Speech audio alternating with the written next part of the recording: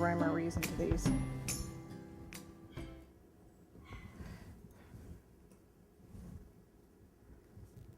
I am going to take these guys and put them on to show you. See, I've got them on the toothpicks. And let's see, my front is, this is my front. Okay, that's where the balloon animal's going. So this is my front. So I'm just going to take this guy. I think I'm going to cut it down because it's too big. So you can just take the toothpick out. The nice thing about fondant is it will cut. Even if it's dry, you can usually cut it, especially with a really sharp knife. Put that back in and back in there.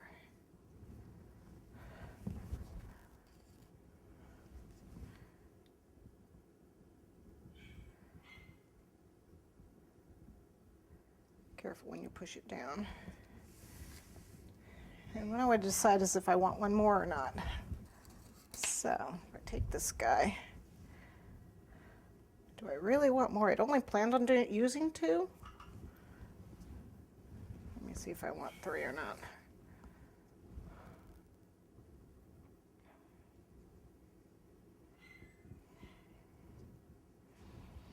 Okay, so there's the little frilly guys on the front. Okay. Oh, I guess I can take these out.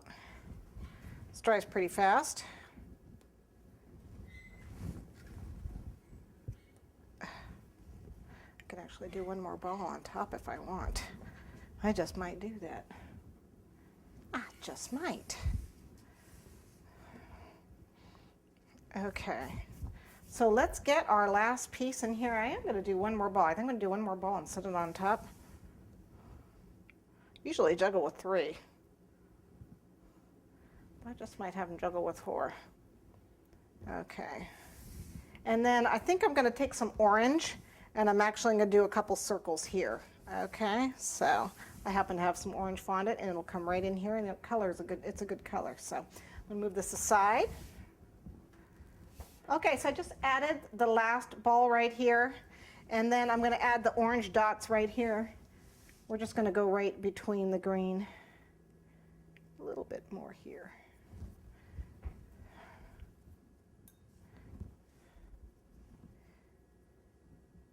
This is just the perfect color, and I know that I didn't use it anywhere else in here, but which I normally, I always repeat colors. It's just a good decorating idea, but oh well, I didn't repeat it. Could make these things out of orange if you want to repeat the orange somewhere. But I'm just going to go ahead and put these on.